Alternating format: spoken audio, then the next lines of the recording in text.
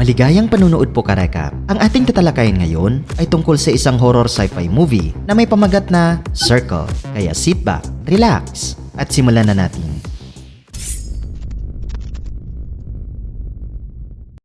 Nagsisimula ang pelikula mga karekap nang magising ang isang babae sa isang kakaibang silid kung saan nakatayo ng pabilog ang ilan pang mga tao. Gumawa siya ng ingay, ngunit ang ibang tao sa silid ay tila na sa isang uri ng pag-idlip. Pagkatapos ay sinubukan ng babae ang ilang mga bagay. Sinusubukan niyang sumulong, paatras, at hinawakan ng isang sundalo sa tabi niya. Ngunit sa tuwing lalampas siya sa pulang bilog, sa ilalim ng kanyang mga binti ay isang malakas na buzzer ang tumutunog. Biglang sinabi sa kanya ng isang lalaki na huminto sa paggalaw at itinuro niya na may isang tao na sumusubaybay sa lahat ng mga ito. Ngunit wala siyang karagdagang impormasyon. Ang isa pang babae sa silid ay nagising at agad na nagsimulang lumundag sa gulat. Pilit siyang pinapakalma ng lalaki, ngunit na-stress siya kaya lumabas siya sa bilog na kinatatayuan niya. Pagkalipas ng ilang segundo ay isang sinag ng kuryente ang tumama sa kanya mula sa gitna ng bilog na ikinamatay niya sa mismong lugar. Pagkatapos ay maraming ilaw ang bumukas at ang lahat ng tao sa silid ay nagising. Makikita natin karekap na may 50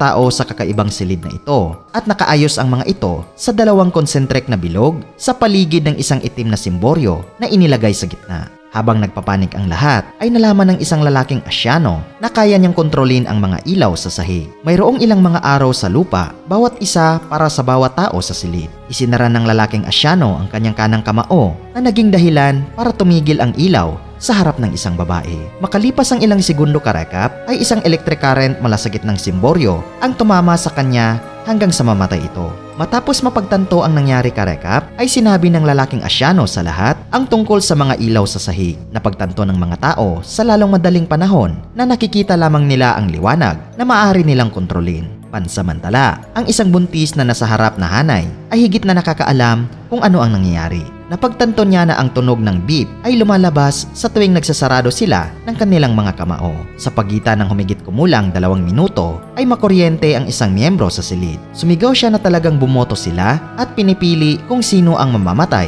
sa pamamagitan ng pagsasara ng kanilang mga kamay. Binanggit din ng buntis na ang pagboto sa mga patay o ang hindi bumoto ay hindi maaari. Sa ganitong sitwasyon, ang gitnang simboryo ay pumapatay lamang ng mga tao ng random. Biglang sinabi ng isang lalaki na nakasuot ng checkered jacket na tumahimik ang lahat. Iminumungkahin niya na bumuo sila ng isang diskarte upang malaman kung ano ang nangyayari at matigil ito. Pagkatapos ay iminungkahin niya na dapat silang lahat ay bumoto na patayin muna ang mga matatandang tao. Bibigyan sila nito ng hindi bababa sa 2 minuto sa pagitan ng bawat pagpatay upang malaman ang mga bagay-bagay. Pagkalipas ng ilang minuto, ang unang matandang lalaki na 82 taong gulang ay tinamaan ng kuryente at namatay. Kinilabutan ng lahat, ngunit mabilis silang nag-move on at pinag-usapan ang susunod nilang gagawin. Tinanong nila ang sundalo kung alam ba niya kung ano ang nangyayari, ngunit siya ay nalilito din tulad ng iba pa sa kanila. Pagkatapos ay isang lalaki na nakasuot ng itim na kameseta ang nagsimulang nagsalita tungkol sa kung ano ang natatandaan niya bago magising doon. Naalala niya ang pagiging na-stuck sa isang traffic jam at pagkatapos ay tumakas mula sa Los Angeles bago magdilim ang lahat. Naputol ang kanilang pag-uusap nang magsimulang muli ang tunog ng beep. Tulad ng nauunang napag-usapan ay binuto nila ang pangalawang matanda. Pagkatapos, ang ikatlong matandang tao na susunod nilang iboto ay nagsasabing may naalala siya. Marahil ay mga alien ang may pakana nito at iniisip ng ilang tao sa silid na nagsisinungaling siya para iligtas ang sarili at makalipas ng ilang segundo ay nakuryente pa rin siya. Kahit na marami ng matanda ang namatay sa pagkakataong ito, ay wala pa rin silang nakuhang mahalagang impormasyon. Ang lalaking Asyano ay nagtanong kung sino ang susunod nilang iboto at lahat ay tumingin sa isang babae at nagtanong ang karamihan sa kanyang edad. Sinabi niya sa kanila na siya ay 52 taong gulang at ipinahayag na siya ay isang breast cancer survivor. Iminungkahi ng lalaki na dapat siya ang sumunod dahil mamamatay pa rin siya. Gayunpaman, ang isang itim na babae na isang doktor ay mabilis na tumutol sa ideya. Sinabi ng lalaki na ang sinumang higit sa 50 taong gulang ay dapat na unang mamatay. Ngunit, ang iba ay hindi sumasang-ayon sa kanyang ideya. Nagpatuloy sa pagsasalita ang lalaking naka-jacket, kaya siya ang sumunod na binoto para mamatay. Pagkatapos ng maikling katahimikan, ay iminungkahi ng cancer survivor na simulan nilang alamin kung bakit sila ang napiling mapabilang sa bilog. Karamihan sa mga tao ay nag-aatubili na magsabi ng anuman, ngunit isang lalaki mula sa likurang hanay ang nagbolontaryo. Sinabi niya na ang kanyang pangalan ay Craig bago ipaalala sa kanya ng iba na huwag ibahagi ang kanilang mga pangalan. Pagkatapos ay isiniwalat niya na ang babae sa kanyang kaliwa ay kanyang asawa at nakiusap sa grupo na huwag siyang patayin. Nagtanong ang isang lalaki kung may iba pang nakakakilala sa isa't isa at sinabi ng isang medyo may edad na itim na lalaki na kilala niya ang babaeng doktor. Gayunpaman, tumanggi ang dalawa na ibahagi kung ano ang relasyon sa pagitan nila. Nagpatuloy ang beep at random na nakuryente ang isa pang tao. Kasunod nito, ang grupo ay bumaling sa isang Hispanic na lalaki, ngunit hindi siya nagsasalita ng Ingles. Isang babae sa likod niya ang nag-alok na maging isang translator at pagkatapos ng kaunting pag-uusap ay inihayag niya na ang lalaki ay mula sa Mexico at may 3 anak na babae.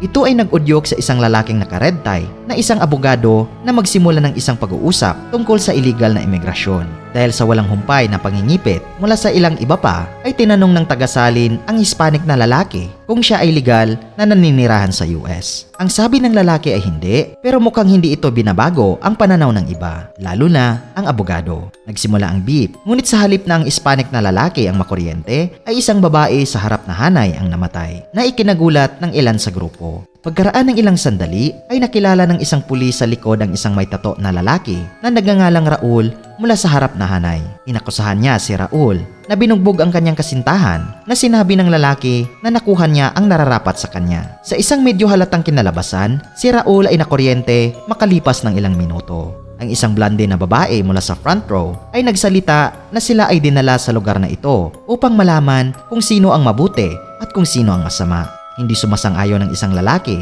na nag-iisip na ang sinumang nakahuli sa kanila ay nais lamang na makita ang mga tao na pumatay sa isa't isa para sa kanilang libangan. Ngunit isang blonde na lalaki ang sumuporta sa kanyang punto na nagsasabing sila ay talagang nagpapasya kung sino ang karapat-dapat na mamuhay. Nang marinig ito, ay itinaas ng isang itim na lalaki ang paksa ng lahi. Sinasabi ng ilang mga puting kalahok na ang lahi ay hindi mahalaga sa bilog na ito. Ngunit patuloy siyang nakikipagtalo. Binabalaan siya ng iba pang mga African-American sa grupo na ihinto ang paksa sa takot na gawin siyang target. Sa lalong madaling panahon ay isang mainit na pagtatalo ang nangyari at ang pulis ay napag-alaman na isang racist. Ang lahat ay naiwang tulala sa kanyang pag-uugali at nang magsimulang muli ang beep, ang pulis ang kanilang binoto upang mamatay. Pagkatapos ng sandaling iyon karekap, ay sinabi ng sundalo na hindi sila dapat mag-away sa isa't isa at sa halip ay subukang alamin kung ano ang nangyayari sa kanila. Sa sumunod na pagsisimula ng beep, ang buntis at isang lalaki ang napili na may mga gintong ilaw na bumagsak sa kanilang dalawa. Lahat ay bumoto muli at ang lalaki ay agad na nakuryente at namatay.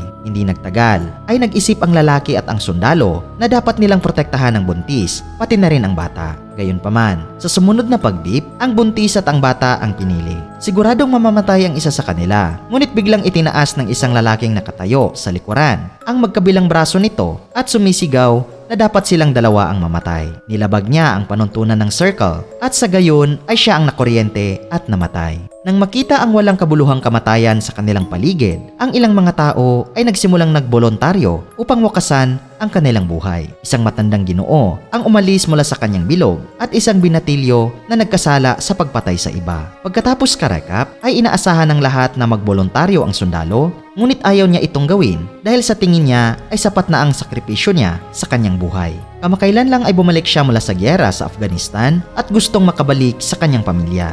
Ang oras ay tumatakbo at sa huli ay isang babae mula sa likuran ang nag-walk out matapos sabihin na nawala na ang kanyang anak na lalaki ilang buwan na ang nakakaraan. Biglang nagtanong sa blondie na katabi niya ang isang lalaki kung isa ba siyang porn star. Sinabi niya na hindi, ngunit patuloy itong nagtatanong sa kanya at kino-question ang kanyang pagkatao at kung ano ang ginagawa niya upang mabuhay. Sa sumunod na raw ng pagboto ay iboboto siya ng lahat. Habang umiiyak ang blondie ay sinabi ng isang lalaki na nakasuot ng salamin na dapat nilang isaalang-alang kung ang ilan sa kanila ay may mga anak. Sinabi ni Craig na siya at ang kanyang asawa ay may isang anak na babae habang iniisip ng taong nakasalamin na ang mga walang anak ay dapat na isakripisyo ang kanilang mga sarili. Nagsimulang maging pangit ang mga bagay nang tinanong ng abogado ang isang babae mula sa likuran kung mayroon ba siyang anak o asawa. Ang abogado kanina ay nagpahayag din ng medyo konserbatibong pananaw tungkol sa lalaking Hispanic. Ngayon, parang ang babae ang pinupunteriya niya dahil maikli ang buhok nito at nagdamit na parang lalaki. Sinabi ng babae na tomboy siya at may asawa. mag-asawa. Lalo nitong ikinagalit ng abogado, ngunit hindi niya namalayan na nagsimula na ang susunod na pagboto. Makalipas ang ilang segundo, nang magsimula na ang botohan, ay nakuryente siya at namatay. Pagkatapos ng isa pang matinding debate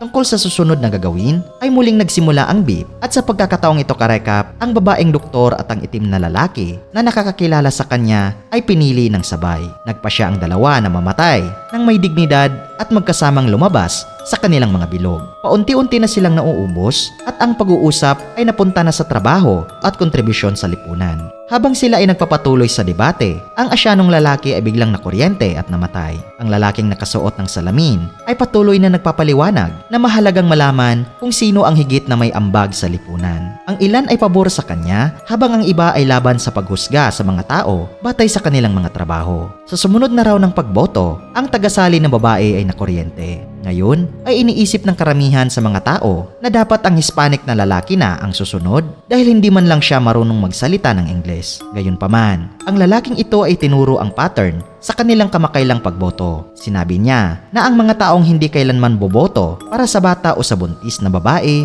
ay mabilis na pinapatay.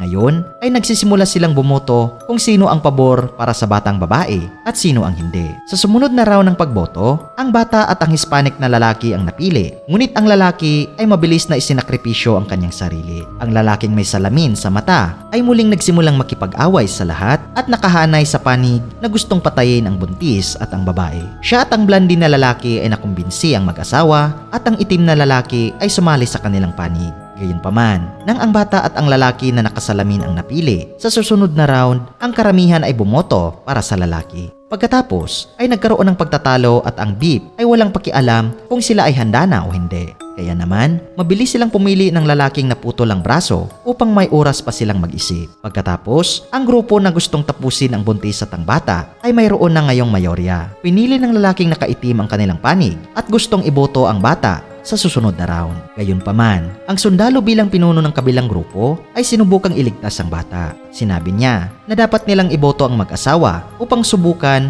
kung ang asawa ay isakripisyo ang kanyang sarili para sa kanyang minamahal. Ang mag-asawa ay nanatiling neutral hanggang ngayon at ang sundalo ay nagsimulang maglagay sa kanila ng presyon. Pinipressure niya si Craig na sinasabi na kung hindi niya isasakripisyo ang kanyang sarili ay maaaring mamatay ang kanyang asawa sa susunod na round. Nagsimula ang botohan at si Craig sa huling segundo ay sumuko at pumayag na tulungan ng sundalo. Pagkatapos ay inilipat nila ang kanilang boto at pinatay ang itim na lalaki. Pagkatapos mamatay siya, ay nagalit ang blondie na lalaki kay Craig at nagtanong kung kasal ba sila ng kanyang asawa. Tinanong ng tomboy kung ano ang pangalan ng kanyang asawa at sa isang nakakagulat na twist ay hindi niya ito maalala kahit na sinabi niya ito kanina. Isang galit na si Craig sa wakas ay umami na hindi sila kasal at sinubukang ibigay ang lahat ng sisi sa babae. Sa sumunod na round ng botohan ay siya ang binoto ng grupo at namatay. Pagkalipas ng 2 minuto karekap ay nagsisimulan na naman ang botohan na nagresulta sa 5-way tie sa pagitan ng blondie na lalaki, ng sundalo, cancer lady, blondie na babae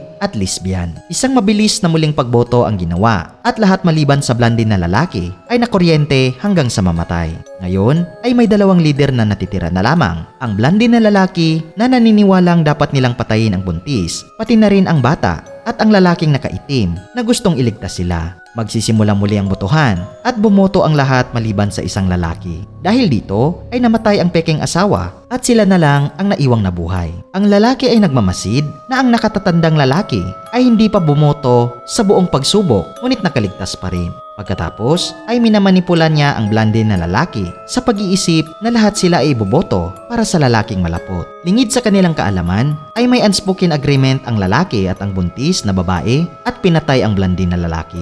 Sa isang gawa ng kabayanihan, ang pot-bellied gentleman ay hindi pa rin bumoto na naging dahilan para makuryente siya sa sumunod na round. Kasunod nito ay ang lalaki na lang ang natira kasama ang 2 babae. Naniniwala ang lalaki na marahil ang mga dayuhan ay nagsasagawa ng isang eksperimento upang maunawaan ang sangkatauhan at kung paano hinuhusgahan ng mga tao ang isa't isa at kung ano ang mahalaga sa kanila. Siya ay handa na sa susunod na mamatay, ngunit ipinaalala rin sa 2 babae na ang isa sa kanila ay dapat na magpasya kung sino ang mabubuhay. Sa kabila ng takot ay sinabi ng bata na isakripisyo niya ang kanyang sarili para sa kapakanan ng sanggol. Nag-aalok ang lalaki na sumama sa kanya at hiniling sa bata na maghintay hanggang sa magsimula ang beep. Sa isang nakakagulat na twist, sa paglabas pa lang ng bata sa kanyang bilog, ay bumuto ang lalaki na ipapatay ang buntis na babae. Dahil dito, ang buntis at ang bata ay natumba at napagtanto natin karekap na matagumpay silang namanipula ng lalaking ito. Gayunpaman, walang nangyayari dahil ang lalaki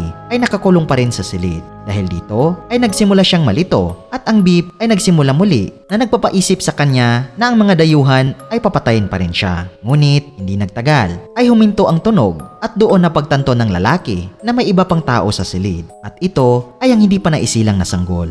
Dapat siyang pumili sa pagitan ng sanggol na nasa loob ng tiyan ng babae at sa kanyang sarili. Biglang nagbago ang eksena karekap at makikita natin ang lalaki na nagising sa labas ng Los Angeles. Bumangon siya, tumingala at nakakita ng maraming alien na spaceship sa kalangitan. Pagkatapos ay sumali siya sa isang grupo ng mga katulad niyang nakaligtas na nakatayo sa malapit na nakatingin sa mga sasakyang pangkalawakan.